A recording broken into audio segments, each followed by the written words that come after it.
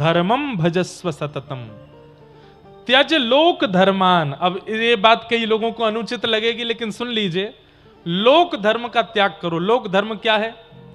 अरे बुआ जी बुरा मान गई हैं, उनको मनाना है, जीजा जी रूठे बैठे हैं, फूफा जी के मुंह में से आवाज नहीं निकल रही है, चाचा जी रूठ गए, ये रूठ गए, वो रूठ गए, ये सब। अच्छा, रूठे नहीं भी हैं तो उनको मनाने के लिए जी रहे हैं, वो नहीं रूठ जाएं, घर वाले प्रसन्न रहें, माता पिता सुखी रहें, पत्नी नाराज ना हो, बच्चे दुखी ना हो। ये लोक धर्म है, इनको मनाने से कोई फायदा नहीं है। वो ना रूठे, बस इसका ध्यान रखो। ठाकुर जी ना रूठे आपसे। रूठे चाहे राजा, वासे कछु न काजा, एक तू ही महाराजा और कौन पास जाएंगे। रूठे चाहे भाई, वासे कछु ना भलाई, एक तू ही है सहाई और कौन को सराएंगे।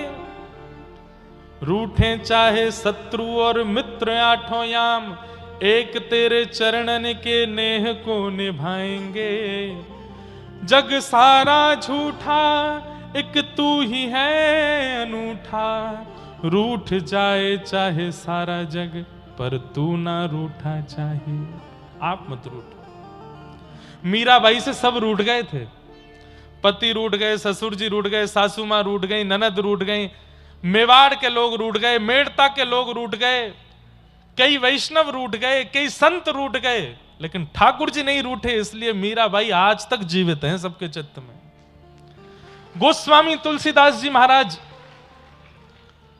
अवधि सामान्य लिपि में उन्होंने रचना कर दी मानस की। कभी उठा के देखिएगा इतिहास, काशी में कोई ब्राह्मण गोस्वामी जी के द्वारा लिखी गई मानस जी को स्वीकार करने को राजी नहीं था। गोस्वामी जी बोले कि मैंने कितना अच्छा लिखा है, मैं ये पूछने नहीं आया हूं, बस मेरे ग्रंथ को एक बार देख लीजिए कि मैंने ठीक तो लिखा है ना।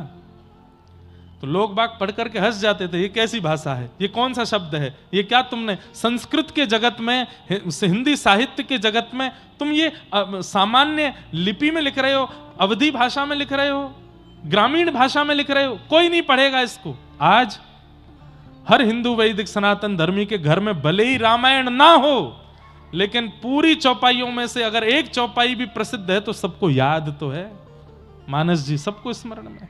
अच्छा चलिए, मानस जी नहीं भी याद है।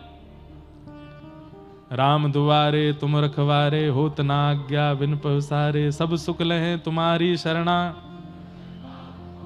आपन तेज समारो आपे, तीनों लोक हाथ पे कापे, भूत पिशाच निकट नहीं आवे, नास रोग हरे सब पीरा, जपत निरंतर हनुमत बीरा, जय जय जय हनुमान गुसाई, कृपा करो गुरुदेव की नाई, जो सतवार पाठ कर कोई, छूटे बंद महासुख होई, जो यह पढ़े हनुमान चालीसा, तुलसीदास सदा हरि चेरा, कीजय नाथ हृदय। जब गोस्वामी जी ये लिख रहे थे तब किसी ने स्वीकार नहीं किया था। आज दो चीजें ऐसी हैं, अगर वो हिंदुओं को याद ना हो तो उनको धिक्कार बोला जाता है। पहला, भारत का राष्ट्रगीत राष्ट्रगान याद ना हो, ध्वजारोहण हो रहा हो और सावधान की अवस्था में मौनी चला रहा हो तो उसको लोग, ए तू मर जा चुल्लू भर पानी में डूब के, हिंदू होकर के तुझको ये सब नहीं आता। और दूसरा, यदि हनुमान चालीसा चल रही तो कई लोग तो यही देखते हैं कौन कौन नहीं बोल रहा है, किसको, ए तुझे हनुमान चालीसा नहीं आती, अरे राम राम राम, तूने क्या कर दिया। आज सबको याद है हनुमान चालीसा।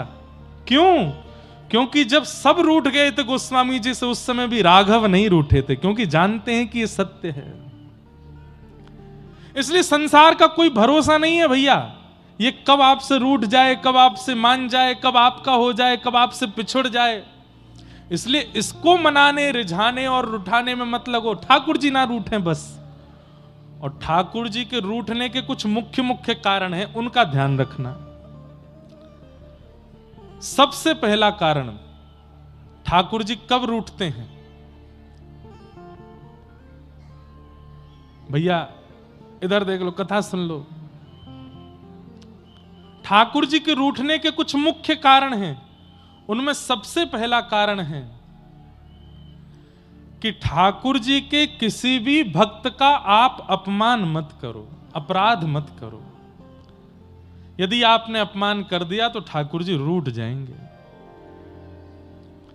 सबसे विशेष ध्यान रखिए, किसी वैष्णव का, संत का, ऋषि का, महत्पुरुष का, भगवत भक्त का, अरे हम कह रहे हैं कुछ नहीं आता उसको, लेकिन तिलक भी लगाता है, कंठी पहनता है, इतना मात्र भी है, तो भी उसका अपमान मत कीजिए, अपराध मत कीजिए। ठाकुर जी को प्रिय नहीं लगता। ठाकुर जी को वैष्णव अपराध प्रिय नहीं है। महाराष्ट्र में भगवान पंढरीनाथ विराजमान हैं, जिनको विट्ठल भगवान कहते हैं। उनके एक भक्त हुए जिनका नाम था चोखो मेला। क्या नाम था? चोखो मेला। तो चोखो मेला एक किसान परिवार में जन्मे थे और बहुत ऊंची जाति के नहीं थे। पर ठाकुर जी को इन सब से फर्क नहीं पड़ता कि आप कौन से कुल के हो, कौन सी जाति के हो, कौन सी प्रजाति के हो। आप मानव भी नहीं हो ना, तो भी गजेंद्र भी बन गए तो भी वो रक्षा करने आएंगे। वो इतना विचार नहीं करते। तो चोखा मेला जी जो थे, चोखो मेला ऊंचे कुल में नहीं जन्मे थे। बचपन से ठाकुर जी का इतना चरित्र सुना कि एक दिन अपने बगीचे के कुछ फल तोड़ करके ले गए ठाकुर जी के लिए। मंदिर में जैसे ही पहुंचे तो ठाकुर जी के सामने अपना झोला खोलने लगे। पुजारियों ने कहा, ए, क्या करते हो, क्या करते हो? मेरे बगीचे के फल हैं, अपने हाथ से तोड़ के लाया, पंढरीनाथ भगवान को खिला देना।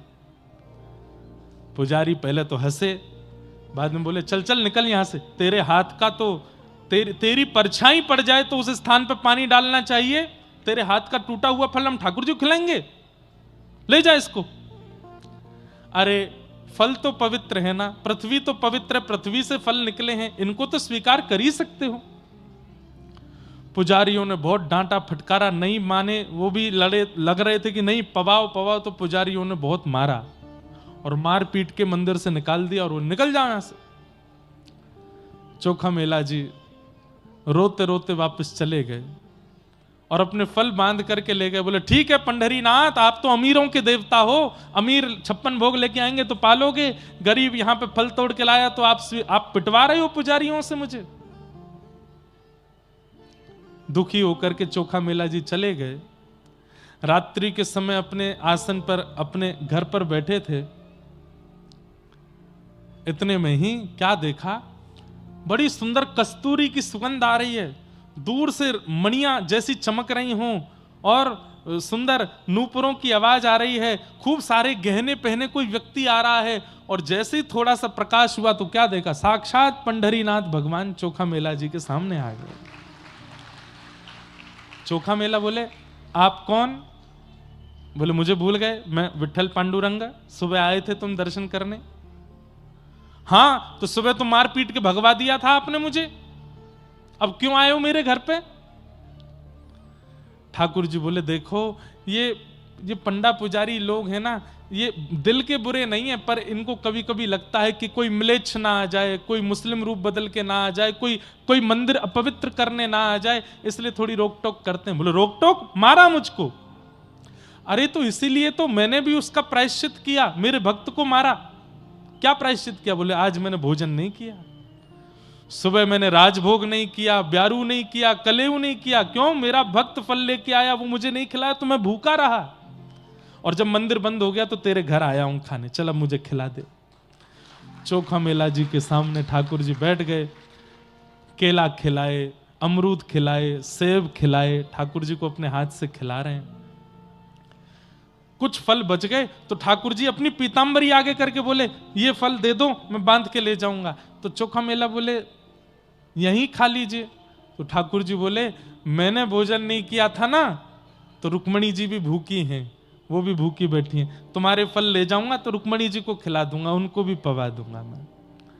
चोखा मेला जी बड़े प्रसन्न हो गए, फल भर के दे दिए। अब सोचिए, ठाकुर जी अपनी पीतांबरी में फल बांध के ले गए रुक्मणी जी के लिए, और मंदिर में जाके रुक्मणी जी को खिलाया। सुबह 4 बजे जैसे ही कपाट खुले मंगला के लिए, तो फल के छिलका पड़े थे गर्भगृह में, सारे फलों के छिलके पड़े।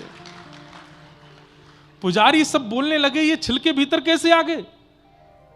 अरे मंदिर तो बंद करके गए थे, चारों तरफ से खिड़कियां लगी थी, ये छिलके अंदर कैसे आए और कौन खा के गया है? तब एक पुजारी बोला, अरे कल वो आया था एक चोखा मेला, उसको हमने मंदिर में घुसने नहीं दिया, तो बाहर खड़े होके बड़ी बड़ी अभद्र भाषा बोल करके गया था। हो ना हो, अपना बदला लेने के लिए कैसे भी मंदिर में घुस के पूरा मंदिर अपवित्र करने की भावना से खा करके छिलके फेंक दिए।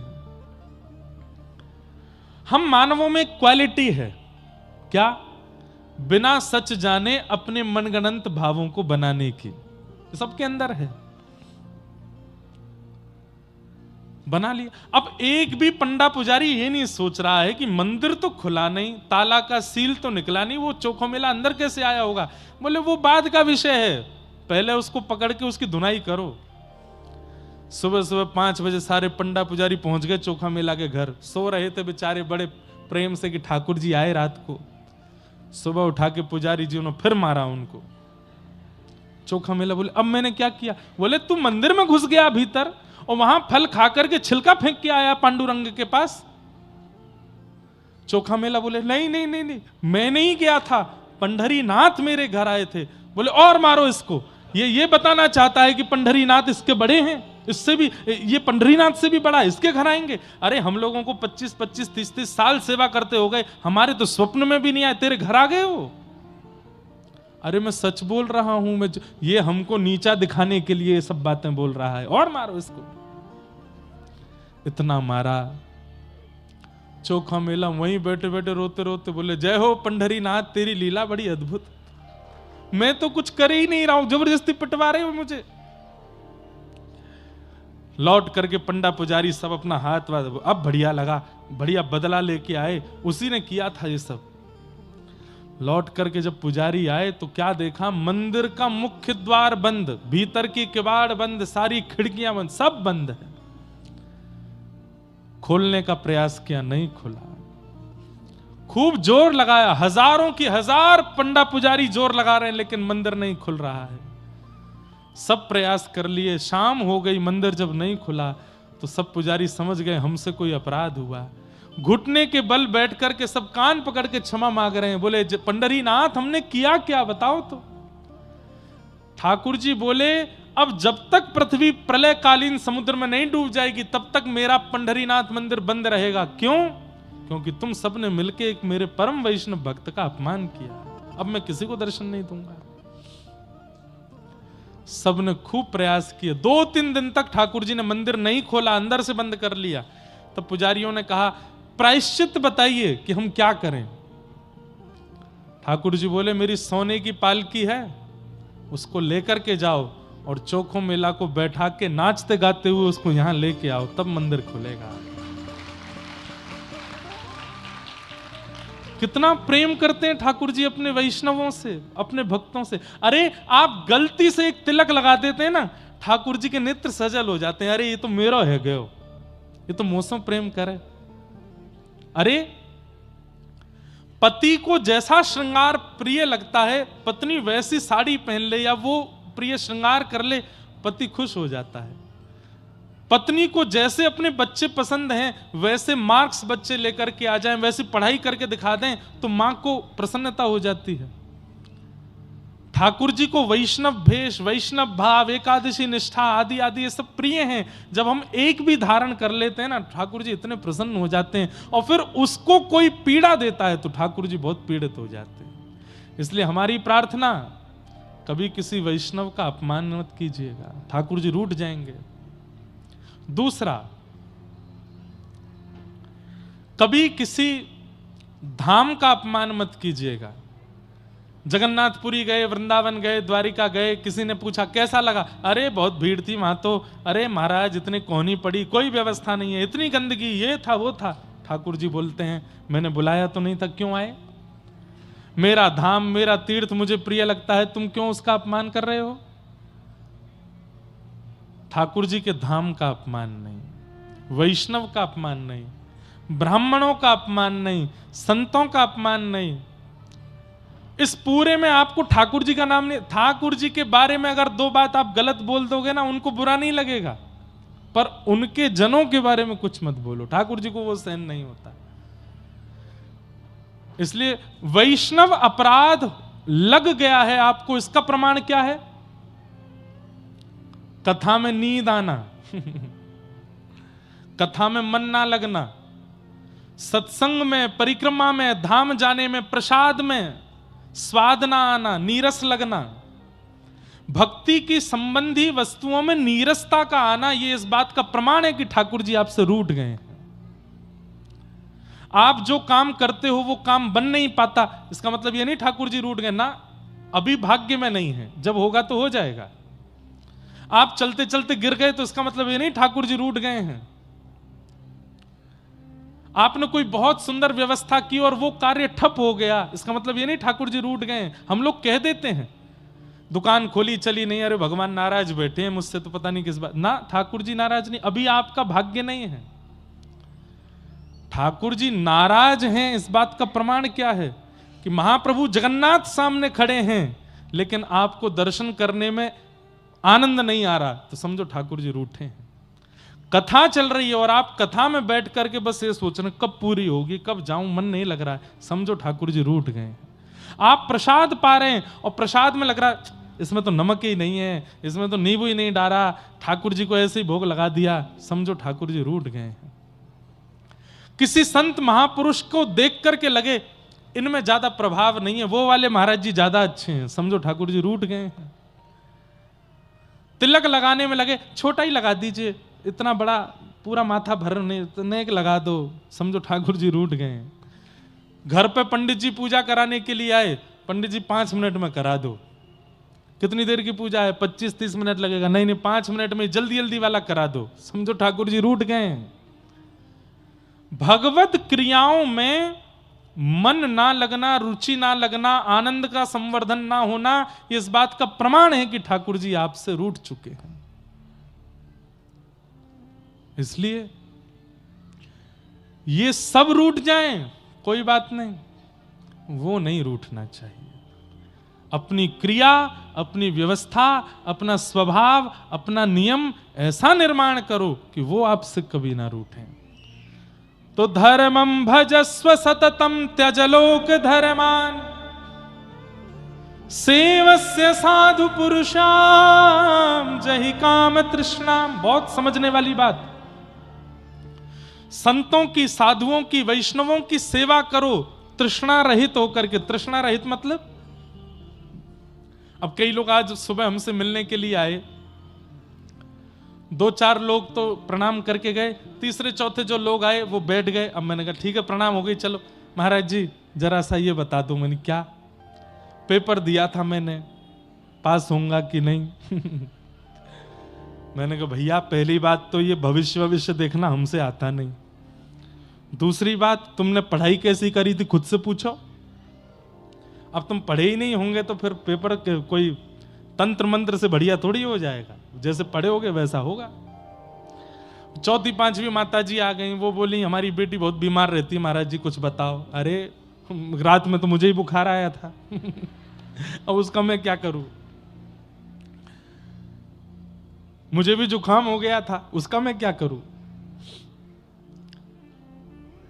वैष्णवों के पास, कथा वक्ताओं के पास, ब्राह्मण पंडितों के पास, साधु संतों के पास कामना रहित होकर के जाइए। सेवस्य साधु पुरुषाम जहि काम तृष्णाम, किसी कामना से नहीं जाइए। आजकल एक नई कामना और ऐड ऑन हो गई है, वहां जाएंगे तो हम अपनी वीडियो बनवा के सोशल मीडिया पर डालेंगे, 400-500 लाइक बढ़ जाएंगे, ये भी एक कामना है।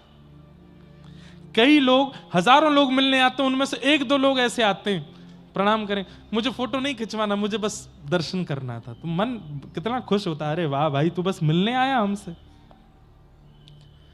साधु पुरुषों के पास, वैष्णवों के पास, संत जनों के पास सेवा करो तृष्णा रहित होकर के। ये कृपा करके आशीष दें, ये भावना भी चित्त में नहीं आनी चाहिए। ये सेवा का अवसर दे रहे हैं, यही बहुत बड़ी बात है। मुझे कुछ चाहिए नहीं, आप प्रसन्न रहो। और तीसरा गुण बहुत विशेष, अन्यस्य दोष गुण चिंतन माशु मुक्त्वा। बंधुओं एक बात सुनिए, आप धार्मिक हैं, आप अनुष्ठान करते हैं, आप भजन करते हैं, कथा सुनते हैं, परिक्रमा करते हैं, नियम का पालन करते हैं, इन सब का प्रमाण क्या है कि ये धर्म आपको लग रहा है? सब लोग इधर देखो, ध्यान से सुनो, विशेष रूप से आगे वाले लोग ज्यादा ध्यान से सुनो, पीछे वाले तो हमको दिखते नहीं, आगे वाले दिखते हैं, इधर उधर करते हैं, उबासी लेते हैं, तो हमारा मन, मेरा भी होता, मैं भी ले लेता हूं इसलिए आप लोग ध्यान से सुनो। अन्यस्य दोष गुण चिंतन माशु मुक्त्वा, आपका भजन, आपका साधन, आपका नियम आपको लग रहा है, इसका एक प्रमाण यह भी है कि किसी के लाख दोष बताने पर भी आपको उसमें दोष नहीं दिखता। लाख दोष बता दिए, अरे ये तो ऐसा है, ये तो वैसा है, ये तो ये है, ये है, समाज के लोग कुछ भी कह गए, लेकिन वो व्यक्ति जब आपके सामने आया तो आपने उसमें एक भी दोष नहीं देखा। इसका मतलब क्या है? आपका भजन, आपका साधन, आपका नियम इतना पवित्र हो चुका है कि वो जिसको दिखाता है उसको पवित्र ही दिखाता है। अरे वो रावण है जिसके सामने लोकाभिरामम रणरंग धीरम राजीव नेत्रम रघुवंशनाथम साक्षात राघव खड़े हो जाते हैं, तो रावण राम में भी दोष देख लेता है। राम जी में कोई दोष देख सकता है? श्रीमद् वल्लभाचार्य जी महाराज कहते हैं, अधरम मधुरम वदनम मधुरम हसितम मधुरम चलितम मधुरम वेणुर मधुरो रेणुर मधुरो मधुराधिपते रखिलम मधुरम। इतने मधुर हैं ठाकुर जी कि वल्लभाचार्य जी कहते हैं कि अमधुर शब्द है ही नहीं ठाकुर जी के जीवन में, इतने मधुर हैं।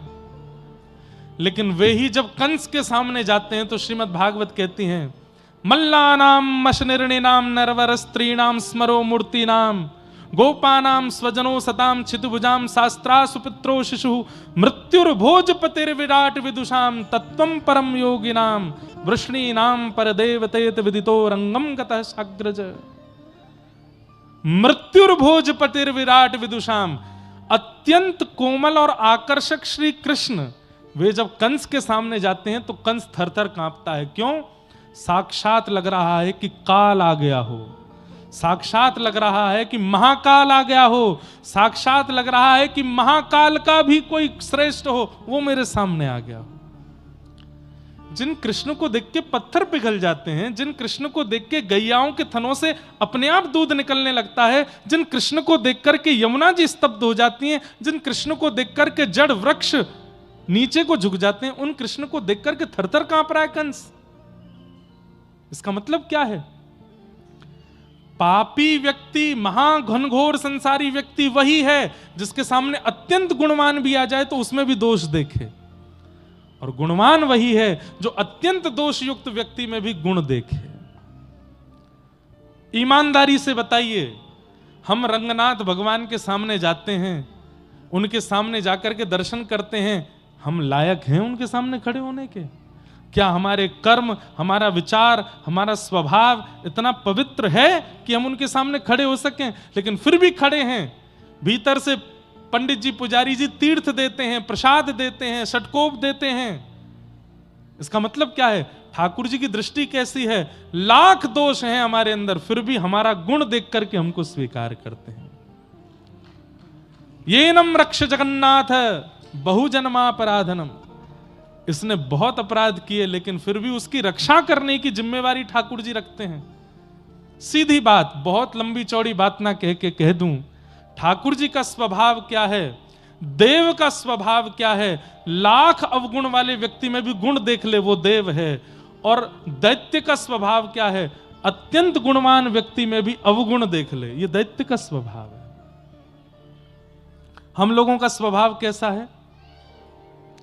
कथा सुनकर के जब जाते हैं तो श्रोताजन बात करते जाते हैं, कथा तो बढ़िया थी, बढ़िया कथा थी। तो दूसरी माता जी कहता बढ़िया थी, भजन तो गाए ही नहीं, 2 घंटा बैठे रहे हम, कुछ सुनाया ही नहीं।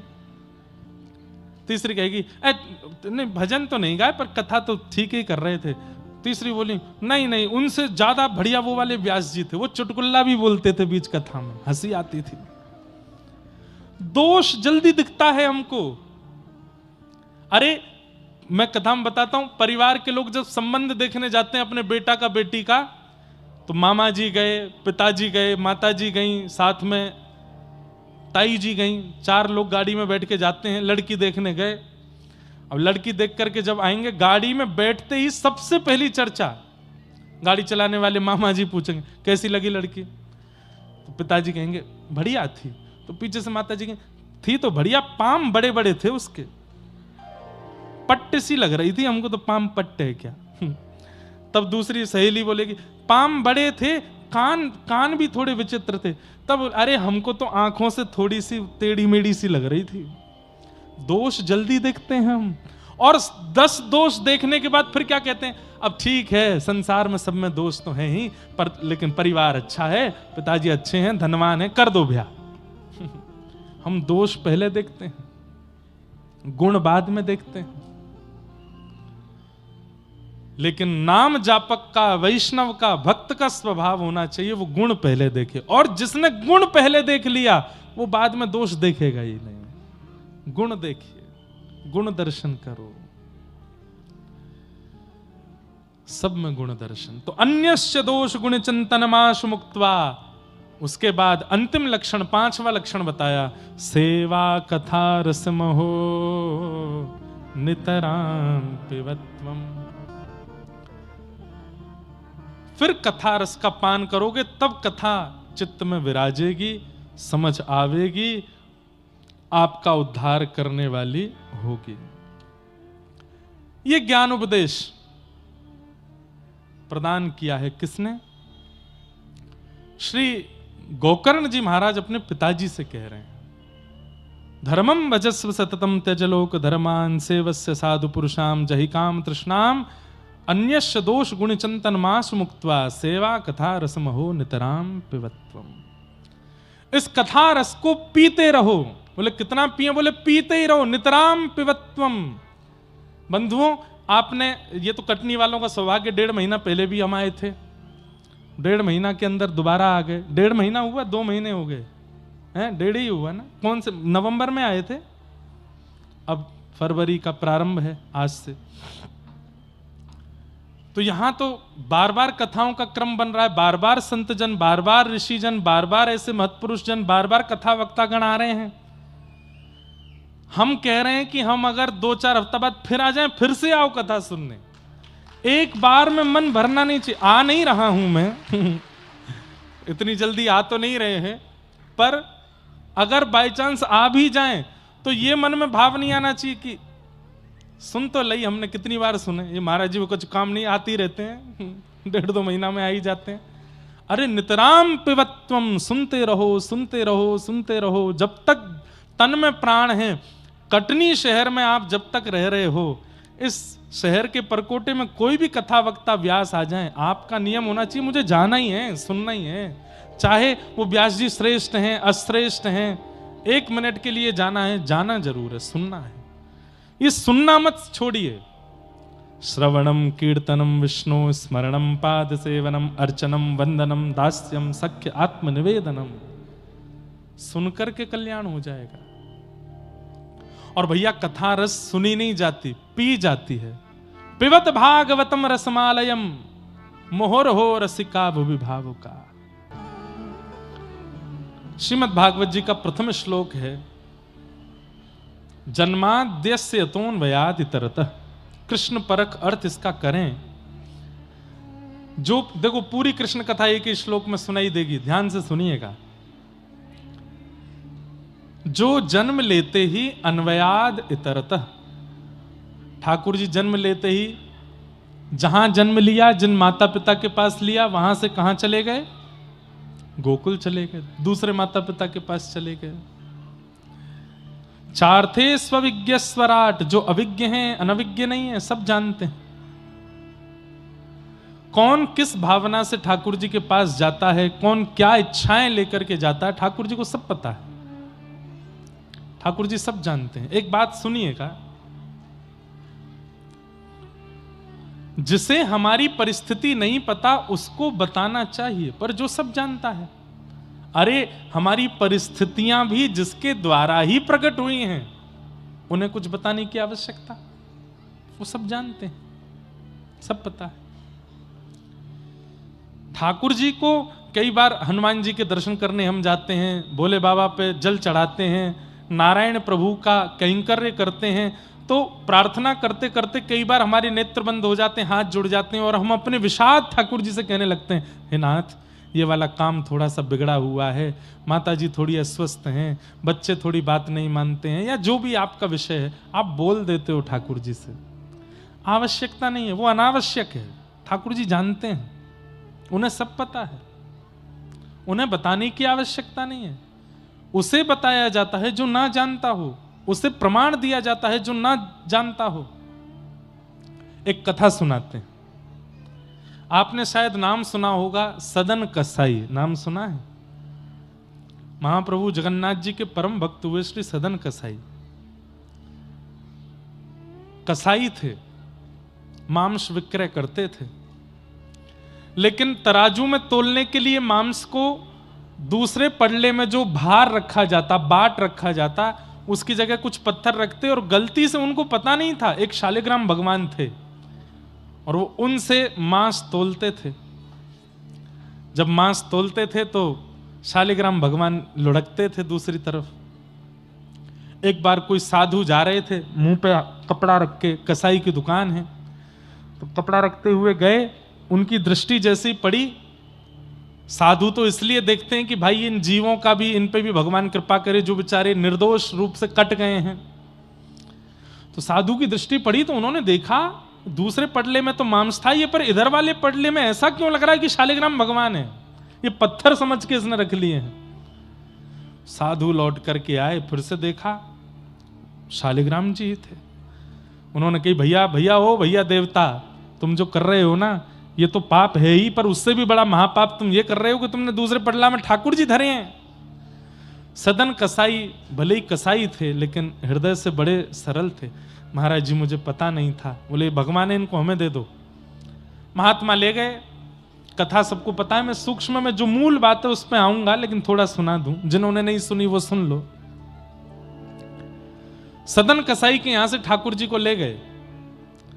साधु महात्मा लेकर के गए, पंचामृत अभिषेक किया, इत्र लगाया, चंदन लगा करके ठाकुर जी को तुलसी माला पहनाई, चांदी के सिंहासन पर विराजमान किया, 56 भोग लगाए।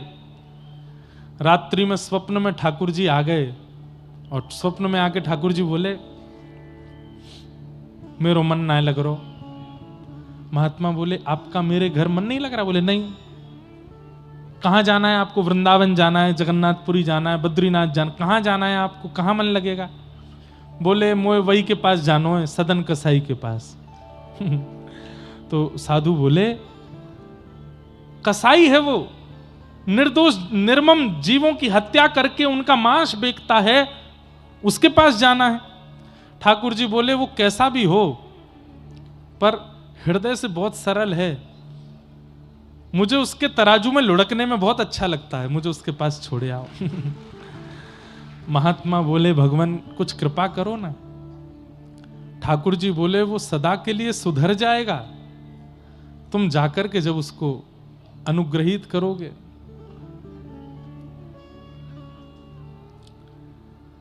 महात्मा गए, शालिग्राम जी लेकर के आए तो सदन कसाई उठ गए। बोले, भगवान और कुछ लेने आए हैं क्या? और कोई भी भगवान है क्या मेरे पास? बोले नहीं, वो तो नहीं है, इनको वापस देने आए। बोले क्यों? बोले ठाकुर जी बोल रहे हैं तुम्हारे तराजू में उनको आनंद आ रहा है, अब तुम इनको रखो अपने पास। सदन कसाई के नेत्र सजल हो गए कि ठाकुर जी 56 भोग, चांदी का सिंहासन, नियमित सेवा, इत्र की सेवा, चंदन की सेवा छोड़ करके यहां बदबूदार कसाई खाने में मेरे लिए आ गए। सब छोड़ करके मेरे लिए ठाकुर जी आ सकते हैं, तो क्या मैं ठाकुर जी के लिए दुष्कर्म नहीं छोड़ सकता? उसी समय अपनी दुकान बंद कर दी और आज के बाद मैं कसाई खाने में नहीं रहूंगा। ठाकुर जी ने जब मेरे लिए सिंहासन छोड़ दिया, मेरे लिए सेवा छोड़ दी, मेरे लिए पवित्रता छोड़ दी, मैं ठाकुर जी के लिए अपवित्रता नहीं छोड़ सकता, छोड़ दिया। बंधुओं, अगर ये विचार हर वो व्यक्ति करने लगे जिसके घर में ठाकुर जी की सेवा है, तो उसका घर ही मंदिर बन जाएगा। सोचिए, आप सबके घर में जो ठाकुर जी विराजमान हैं, या तो वो अयोध्या से आए हैं, या तो वो वृंदावन से आए हैं, या तो वो जगन्नाथपुरी से आए हैं, या वो द्वारिका से आए हैं।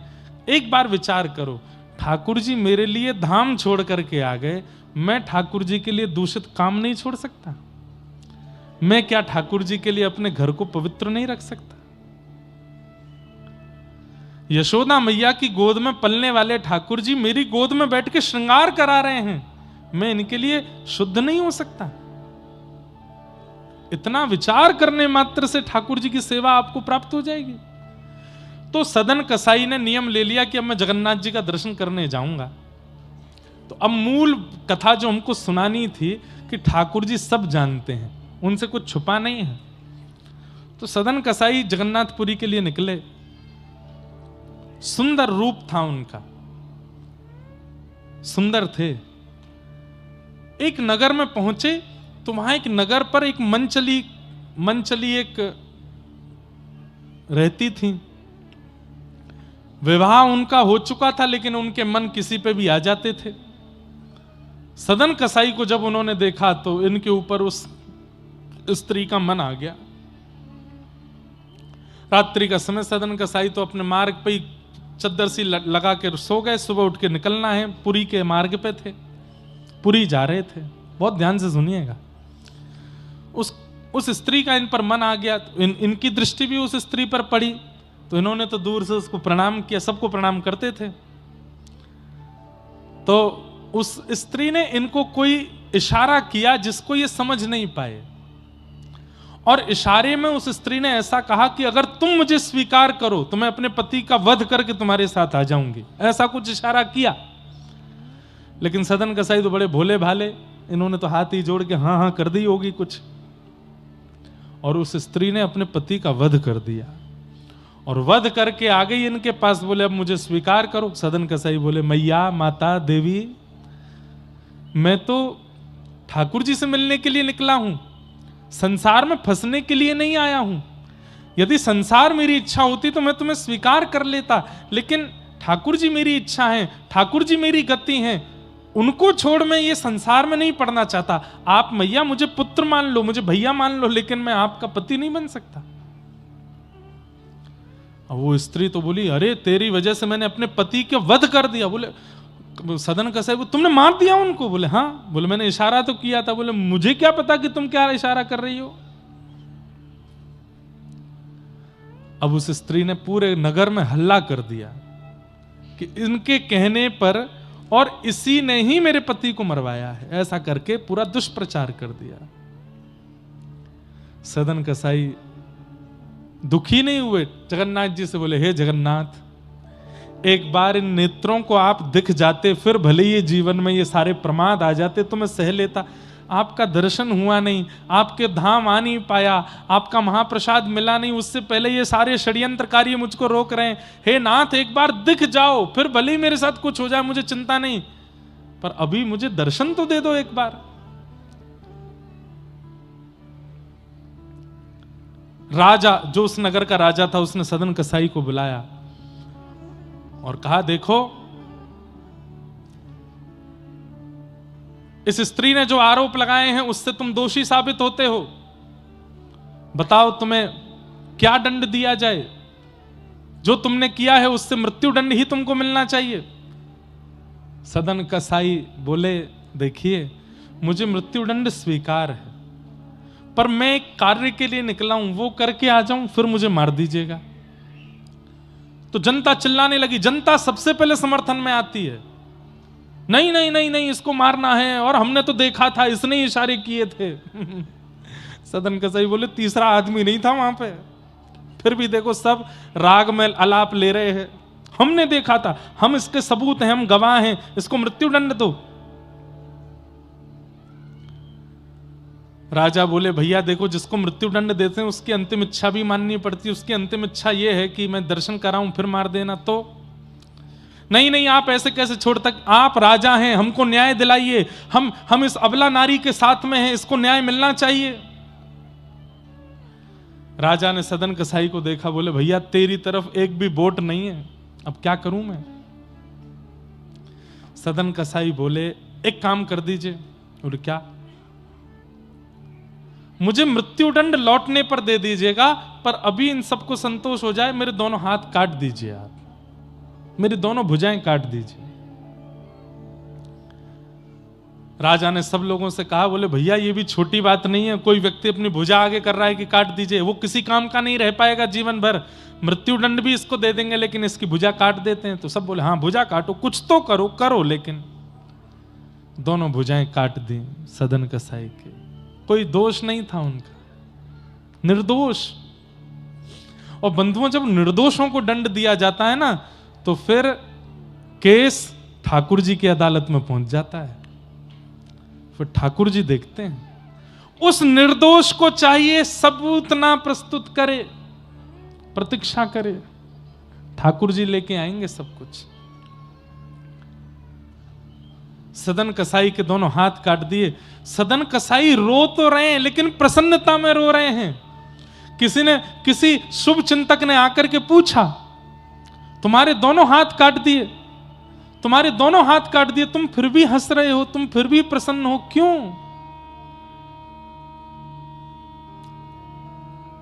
सदन कसाई बोले, मैंने आज तक दर्शन तो नहीं किया, पर मैंने सुना है कि जिनके दर्शन मैं करने जा रहा हूं भुजाएं उनकी भी नहीं है, तो अब भुजाएं मेरी भी नहीं है, मैं ऐसे ही जाऊंगा। महाप्रभु जगन्नाथ की भी भुजा नहीं है। तो मुझे मन में आया कि मैं भुजा लेकर के कैसे अपने नाथ को देखने जाऊं, मैं भी बिना भुजा के हो गया।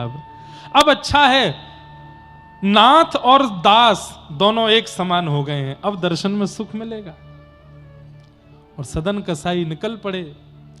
महाप्रभु जगन्नाथ जी छटपटा रहे हैं और प्रतीक्षा कर रहे हैं, कब आ जाए, कब मैं देखूं इस अपने प्रेमी भक्त को। जैसे ही जगन्नाथपुरी आने का समय, बिल्कुल नील चक्र दिखने लग जाए, समझ जाओ ये नीलाचल धाम आ गया। बंधुओं, मेरा इतना मन कर रहा है कि मैं अभी जगन्नाथपुरी चला जाऊं, महाराज जी को देखता हूं, और जब जगन्नाथ जी की चर्चा करता हूं इतना हिलोर उठती हैं कि बस मैं अभी पहुंच जाऊं, देख आऊं एक बार महाप्रभु जी को। इतना अच्छा लगता है जगन्नाथपुरी में। जैसे ही नील चक्र दिखाई दिया, मंदिर का नील चक्र किलोमीटरों दूर से दिखाई दे जाता है जगन्नाथपुरी में। आहा, नृत्य करने लगे सदन कसाई, लेकिन इतना रक्त निकल चुका है कि शरीर में अब ताकत नहीं चलने की, तो कभी कभी बेहोश होकर गिर जाते हैं। 4-4 घंटे बाद होश आता है, फिर उठ के चलते हैं, फिर गिर जाते हैं। महाप्रभु जी से वहां सहन नहीं हो रहा। पुजारियों को अनुभव हुआ कि जगन्नाथ महाप्रभु अपनी वेदी पर हिल रहे हैं। एक पुजारी ने जाकर के प्रार्थना की, महाप्रभु जी आप उत्सुक लग रहे हैं, आप बड़े प्रसन्न लग रहे हैं, कोई आज्ञा हो तो हम सेवकों को आज्ञा कीजिए। तो महाप्रभु जी ने आज्ञा की, मेरा एक भक्त आया है और वो यहां तक पहुंचने में बड़ा दुर्बल हो रहा है, पालकी लेकर के जाओ, उसको लेकर के आओ, उसको बैठा करके लाओ। मेरा परम भागवत भक्त आया है, उसको लेकर के आओ। पुजारी बोले, भैया देरी नहीं करो, जल्दी पालकी लेकर। अब पालकी लेकर के जगन्नाथपुरी के द्वार पर पहुंचे। वहां तो हजारों भक्त थे। ठाकुर जी ने ये तो बताया नहीं कि कौन सा भक्त। पालकी देख करके भक्त बोले, भैया पालकी क्यों आई? बोले, ठाकुर जी ने कहा है मेरा जो परम भक्त हो उसको इस पालकी में बैठा के लाना है। तो उन भक्तों में लड़ाई होने लगी। बोले, मैं परम भक्त हूं। दूसरा बोला, नहीं तू नहीं, मैं हूं। क्यों? मैं 500 किलोमीटर पैदल चल के आया। कोई बोला, मैं दंडवती करता हुआ आ रहा हूं, मैं परम भक्त हूं। कोई बोला, मैंने अन्न छोड़ दिया, मैं परम भक्त हूं। पालकी पे चढ़ने वालों में लड़ाई होने लगी। दूर खड़े सदन कसाई बोले, कोई तो बैठे पालकी पे, तो नाथ से पहले उस परम भक्त का दर्शन हो जाएगा जिसके लिए ठाकुर जी ने पालकी भेजी है। मतलब भक्त को कभी यह अभिमान नहीं होता कि मैं भक्त हूं। अपने किसी नियम का, क्रम का यदि आपको अभिमान है कि मैं तो ये नियम करता हूं, मैं तो ये, तो आप समझ जाइए कि ठाकुर जी आपके लिए पालकी कभी भेज ही नहीं सकते। सदन कसाई की तरह हो जाए, वो अपने लिए सोच रहे मैं तो परम भक्त हूं ही नहीं, इनमें से कोई परम भक्त होगा, वो जब पालकी पे बैठ जाएगा तो अच्छा है, ठाकुर जी से पहले उस परम भक्त का दर्शन होगा। पर वहां इतनी लड़ाई हो गई, इतनी लड़ाई हो गई कि पुजारियों को खाली पालकी लेके जाना पड़ा। जब पहुंचे तो महाप्रभु जी बोले, हे तुम लेके नहीं आए? ठाकुर जी वहां तो घमासान मची है, सब लड़ रहे हैं, हम बैठेंगे पालकी पे, हम बैठेंगे पालकी पे। आपने परिचय तो बताया नहीं कि आपका जो भक्त है उसका हुलिया कैसा है, ये तो बता दो। महाप्रभु जगन्नाथ जी के नेत्र सजल हो, बोले जैसा मैं हूं वैसा ही वो है, उसकी भी भुजा नहीं है, वही है मेरा परम भक्त। जैसा मैं हूं वैसा ही मेरा वो परम भक्त है, उसको लेके आओ।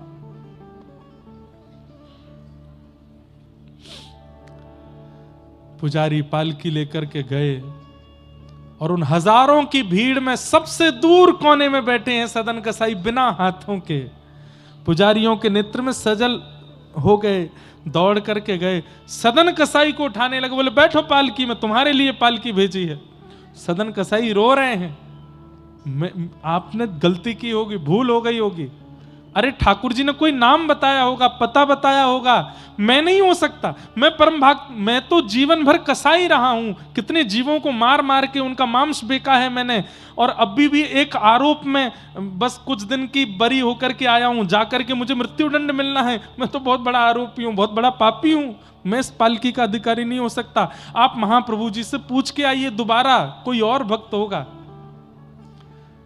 पुजारियों ने कहा, ठाकुर जी ने नाम नहीं बताया, पता नहीं बताया, स्वरूप बताया, और स्वरूप में जैसे महाप्रभु जी हैं वैसे तुम हो, तुम्हारे लिए आज्ञा की, बैठो। जबरदस्ती बैठा करके लेके आए हैं। इतना प्रेम, इतना करुणा, इतना अनुग्रह तो सदन कसाई ने सोचा भी नहीं था कि महाप्रभु जी देंगे। जैसे ही महाप्रभु जी के द्वार पर आए, जगन्नाथ मंदिर के सिंह द्वार के भीतर ही पतित पावन भगवान का दर्शन होता है। पतित पावन भगवान को देख करके दंडवत किया पालकी से उतर के सदन कसाई ने। आज तक उनके मन में यह नहीं आया कि मेरे हाथ कट गए। सब लोग इधर देखो, ध्यान से सुनो। आज तक मन में नहीं आया मेरे हाथ कट गए, लेकिन आज जैसे ही प्रणाम किया तो प्रणाम करने पर ये भुजाएं उठ नहीं पा रही थीं। तब पहली बार मन में आया कि मेरी भुजा होती तो मैं अपने महाप्रभु जी को दंडवत साष्टांग प्रणाम करता, लेकिन भुजा तो नहीं है। अब बंद हो गया, लेकिन पहले जगन्नाथपुरी में नियम था, प्रत्येक दर्शनार्थी महाप्रभु जी को आलिंगन करते थे, सब जाकर के महाप्रभु जी को पकड़ते। यही सोचते जा रहे हैं सदन कसाई कि मैं आलिंगन करूंगा कैसे, आलिंगन के लिए तो भुजा चाहिए, मेरे पास तो भुजा है ही नहीं। महाप्रभु जी बाह पसार करके खड़े, मैं कैसे आलिंगन करूंगा। जैसे ही महाप्रभु जी के सामने पहुंचे, इसी ग्लानि में रोने लगे कि नाथ मेरी भुजा नहीं है, मैं आपको अपने अंक में कैसे भरूंगा। इस भावना से कटी हुई भुजा जैसे ही उठाई, तुरंत दोनों भुजाएं प्रकट हो गईं और महाप्रभु जी को आलिंगन कर लिया, हृदय से लगा लिया। मानो उन्होंने नहीं, महाप्रभु जी ने उनको हृदय से लगाया। सोचिए, निर्दोष थे वो, मृत्यु दंड चढ़ा है उनके ऊपर, लेकिन महाप्रभु जी ने कैसा प्रेम, कैसा उपकार, कैसा अनुग्रह किया। क्यों? कोई सफाई नहीं देनी पड़ी किनको, कोई सफाई नहीं देनी पड़ी यहां सदन कसाई जी को जाके कि मैंने अपराध नहीं किया, मैंने दोष नहीं किया, इसलिए मेरे हाथ काट दिए, जबरदस्ती का कुछ नहीं कहा है। मौन गए थे, क्योंकि महाप्रभु जी सब जानते हैं आपके जीवन में क्या चल रहा है, क्या नहीं चल रहा है। मत बताइए, ठाकुर जी को सब पता है उनको। उनके सामने तो निर्भाव से जाओ, निष्काम भाव से जाओ, कुछ नहीं चाहिए नाथ। बल्कि दुखी हो फिर भी ठाकुर जी के सामने जाके कहो, हम बहुत सुखी हैं ठाकुर जी, हम बहुत प्रसन्न हैं, सब बढ़िया चल रहा है, आप बिल्कुल निश्चिंत रहें, हम बहुत बढ़िया से जीवन जी रहे हैं। ठाकुर जी प्रसन्न हो जाते हैं। जगन्नाथ, श्री जगन्नाथ महाप्रभु की जय। महाराज, जगन्नाथपुरी में सब कुछ महा है। दुनिया में प्रसाद होता है, वहां महाप्रसाद है। दुनिया में समुद्र होता है, पर वहां पर महोदधि है। दुनिया में प्रभु होते हैं, पर वहां महाप्रभु हैं। जगन्नाथपुरी में सब कुछ महा है। दुनिया में सब पात्र होते हैं, वहां महापात्र हैं। सब कुछ महा है, जगन्नाथपुरी में। ऐसे अद्भुत ठाकुर हैं भैया इस कलिकाल में। हम जीवों के यदि वास्तव में कोई नाथ हैं, हम सब अनाथ हैं इस कलिकाल में, हमारे नाथ यदि कोई हैं तो वो महाप्रभु जगन्नाथ ही है। इस कलयुग में हम सबके प्राण दाता वही हैं, उनको प्रणाम। तो चार थे स्वविज्ञ स्वराट, ठाकुर जी सब जानते हैं, कुछ बताने की आवश्यकता नहीं है। तेने ब्रह्म हृदय आदि कवै मुह्यन्ति यत्सूरय, ब्रह्मा आदि देवताओं को भी जो ज्ञान उपदेश करते हैं, बड़े बड़े इंद्र आदि देवताओं को भी जो अपनी लीला पर मोहित कर लेते हैं। यत्र त्रिशर्गोम वृषा, जिनकी कृपा से ये सृष्टि जो सत्य नहीं है, अमृष है, सत्य सी प्रतीत होती है पर वो सत्य नहीं है। धामना स्वेन सदा निरस्त कुहकम सत्यम परम धीमहि, ये अमृषा सृष्टि, इसके प्रति असत्यता की भावना और सृष्टि में केवल ठाकुर जी सत्य हैं, ये भावना प्रकट तभी होगी जब आप ये जान लोगे कि ठाकुर जी ही परम सत्य हैं। सत्यम परम धीमहि, ऐसे परम सत्य परमात्मा को हम बारंबार प्रणाम करते हैं, परम सत्य भगवान को वंदन करते हैं। धर्म प्रोजित कैतवोत्र परमो निर्मत्सराणाम सताम वैद्यम वास्तवमत्र वस्तु शिवदम तापत्रयोन्मूलनम। श्रीमद्भागवते महामुनि कृते किंबा परैरीश्वर सद्यो हृद्यवरुध्यते त्रिकृतभिः शुश्रूषुभिस्तत्क्षणात्। विषय, अधिकारी, संबंध और प्रयोजन। श्रीमद् भागवत कथा कराने का, सुनने का, करने का विषय क्या है? परम धर्म का उद्दीपन होना। धर्म और परम धर्म में अंतर है। इन संसार में रहने के लिए, मान प्रतिष्ठा यश वैभव प्राप्ति के लिए जो हम कर्म करते हैं, सत्कर्म करते हैं, वो सब धर्म कहलाते हैं। पर भगवत प्राप्ति के लिए जो हम क्रिया करते हैं वो परम धर्म कहलाता है। आप तिलक लगाते हैं, शिखा रखते हैं, धोती पहनते हैं, धर्म का पालन करते हैं, गुरु आज्ञा मानते हैं, माता पिता की सेवा करते हैं, सब धर्म हैं। पर इस धर्म को करने से आपका यह लोक सुधरेगा, पर उस लोक की प्राप्ति के लिए और उस परमात्मा की प्राप्ति के लिए आपको परम धर्म करना पड़ेगा। परम धर्म किसे कहते हैं? जहां पर शरीर के सुख की कामना नहीं है, आत्म कल्याण की भावना है कि शरीर में विद्यमान जो वो दिव्य चेतना है, वो आत्मा है, उसका उद्धार हो, जैसे भी हो उसका कल्याण हो, ये भावना चित्त में जब आ जाती है तब वह परम धर्म का रूप ले लेता है। हम सब लोग धार्मिक हैं, परम धार्मिक नहीं है। धर्म तो करते हैं पर परम धर्म का विचार नहीं करते। अब देखा जाए, सब मंदिर जाते हैं, सब चंदन लगाते हैं, सब तिलक लगाते हैं, सब हनुमान चालीसा करते हैं, पर अधर्म करते समय बिल्कुल भी घबराते नहीं। इसका मतलब परम धर्म नहीं है चित्त में। श्रीमद् भागवत का विषय क्या है? परम धर्म को प्रकट करना। ध्यान पूर्वक सुनिएगा हमारी बात। धर्म और परम धर्म दोनों में अंतर क्या है? आप परिक्रमा लगाने के लिए गए, गिरिराज जी की परिक्रमा, कामतानाथ जी की परिक्रमा, मैहर देवी माता के दर्शन करने पैदल गए, ये क्या है? धर्म है कि परम धर्म है? ये धर्म है। क्यों? शारीरिक क्रिया है, शरीर से परिक्रमा लगाई जा रही है। लेकिन आप कटनी मध्य प्रदेश में बैठे हैं, नेत्र बंद करके चिंतन करते हैं कि मैं गिरिराज जी में हूं, गिरिराज जी की पावन तलेटी है, पावन रज बिछी हुई है, रसिक जन गिरिराज जी की जय जयकार करते हुए आगे पीछे चल रहे हैं, और मैंने दान घाटी पर प्रणाम करके परिक्रमा प्रारंभ की है। सुंदर मयूर, बानर, कहीं ब्रजवासी, कहीं साधु संत महात्मा दर्शन दे रहे हैं, कहीं भंडारा चल रहा है, कहीं सब लोग मिलकर के संकीर्तन कर रहे हैं। आहा, चलते चलते चलते अब अरे अब तो आने और गांव आ गया। आने और गांव में बढ़िया सुंदर ठाकुर जी की झांकी है। आने और गांव से थोड़े आगे निकले, अब पूछरी के लौठा आ गए। पूछरी के लौठा की जय हो, प्रणाम कर लिया। अब यहां से आगे चले, अब तो जतीपुरा आया है। आहा, जतीपुरा में लस्सी पियेंगे, थोड़ी सी लस्सी पी ली महाराज। जतीपुरा में प्रणाम कियो, प्रणाम करके चले। थक गए हैं, तोरे पामों में दर्द हो रहा, नेक बैठ गए हैं। व्रजरज को माथे से लगा रहे हैं। थोड़े और आगे चले, बड़ी परिक्रमा पूरी हो गई, प्रणाम करके छोटी परिक्रमा में प्रवेश कर गए हैं।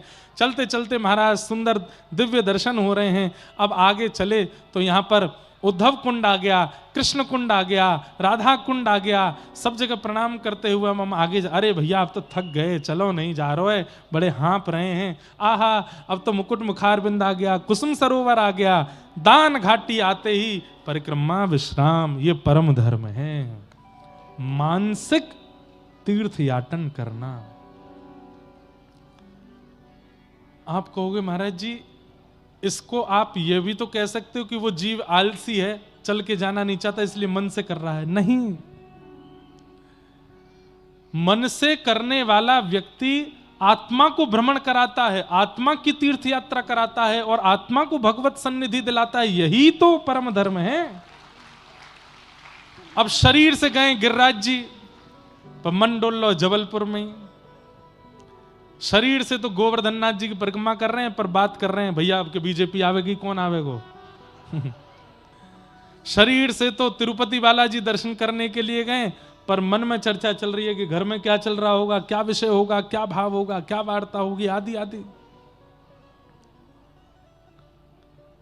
वो धर्म तक सीमित रह जाता है क्योंकि मन वहां नहीं लगा। पर शरीर आपका कटनी में, शरीर आपका जबलपुर में, शरीर आपका मैयर में, शरीर आपका सतना में, शरीर आपका कहीं और है, पर मन से एक दिन पता है कैसा आएगा। यही मानसिक चिंतन करते करते करते ऐसा होगा, आप बैठे कटनी में होंगे लेकिन गिरिराज जी में जो हो रहा होगा आपको यहीं बैठे बैठे अनुभव होने लग जाएगा। ये चमत्कार नहीं होगा। रैदास जी के चरित्र में मैंने पढ़ा है कि रैदास जी अपने ठाकुर जी को तीर्थ यात्रा कराते थे, लेकिन रैदास जी को लगा बड़ा श्रम हो जाता है, अब तीर्थों में नहीं जाएंगे, घर पर ही सेवा करेंगे। तो एक दिन ठाकुर जी स्वप्न में बोले, अरे रैदास अब तू हमको तीर्थ यात्रा नहीं कराते। रैदास जी बोले, गाड़ी घोड़ा है नहीं, बहुत पुरानी बात है, महीनों तो यात्रा में ही निकल जाता था। तो रैदास जी ने कहा, जय जय, मानसिक तीर्थ यात्रा कराऊंगा आपको। और रैदास जी अपने ठाकुर जी का नित्य श्रृंगार करते हो, श्रृंगार के बाद नेत्र बंद करके, चलो जय जय, आज आपको जगन्नाथपुरी के दर्शन कराऊं। आहा, देखो नील चक्र है, नीलाचल धाम है, हरि हरि बोलो कह करके सब उड़िया भक्त चल रहे हैं। महाप्रभु जगन्नाथ जी कितने सुंदर लग रहे हैं, सुभद्रा जी कितनी अच्छी लग रही हैं, बलभद्र जी कितने प्यारे लग रहे हैं, चलो जय जय महाप्रसाद पालें। मानसिक चिंतन महाप्रसाद का करते थे, जब नेत्र खोलते तो सामने पत्तल पर महाप्रसाद प्रकट हो जाता था रैदास जी के। अरे आप कहोगे ये भी चमत्कार है, तो एक और बात सुनो। एक बार रैदास जी बोले, जय जय बहुत गर्मी पड़ रही है, अब की बार बद्रीनाथ चलते हैं, वहां ठंडक है। ठाकुर जी का श्रृंगार किया, अपनी कुटिया में बैठे गांव में, जेठ का महीना, गर्मी पड़ रही है, लू चल रही है गरम गरम, और रैदास जी कह रहे हैं जय जय चलो बद्रीनाथ चल रहे हैं। आहा, गंगा जी को प्रणाम किया, हरिद्वार से आगे निकले, ऋषिकेश आ गया। अब ऋषिकेश के बाद अब देखो यहाँ पर ये कर्ण प्रयाग, रुद्र प्रयाग, देव प्रयाग सब पार करते हुए जगन्नाथपुरी पहुंच गए। जय जय सौल ओढ़ ले, बहुत झाड़ो पड़ रहा है, बर्फ पड़ रही है चारों ओर से। जैसे ही बद्रीनाथ का चिंतन करते तो गांव में भी बर्फीली हवा चलने लग जाती। गांव के लोग समझ जाते जरूर रैदास अपने ठाकुर जी को बद्रीनाथ ले गया होगा, तभी बर्फ गिर रही है। कहने का अभिप्राय क्या है? तन से जो आप कर रहे हैं वो धर्म है, पर मन जहां लगा है वो परम धर्म है।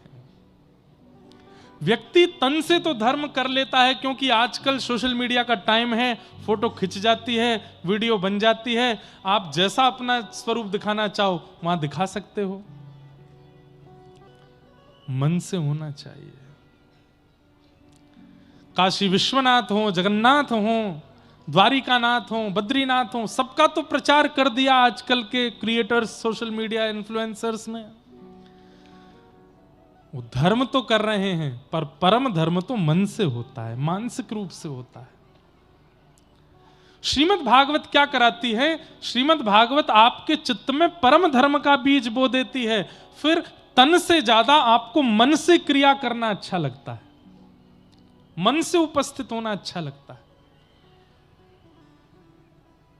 दूसरी बात, भागवत का विषय, पहली बात क्या है कि परम धर्म सिखाती है भागवत। दूसरी बात, श्रीमद् भागवत सुनने और कहने का अधिकार किसको है?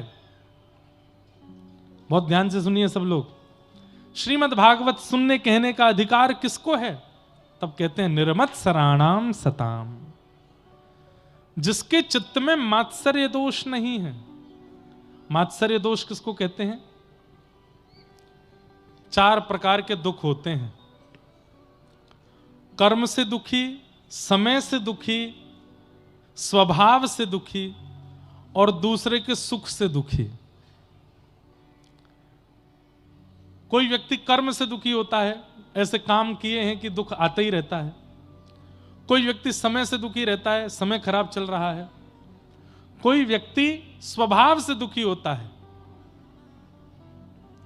लेकिन इस संसार में सबसे ज्यादा संख्या है दूसरे के सुख से दुखी होने वालों की। वो दुखी क्यों है? क्योंकि उसने किसी को हंसते हुए देख लिया, इसलिए दुखी है कि वो हंस क्यों रहा था, वो खुश क्यों है, वो प्रसन्न क्यों है, वो इतना आनंद में क्यों है, हमसे देखा नहीं जा रहा है। सुखी मत हो।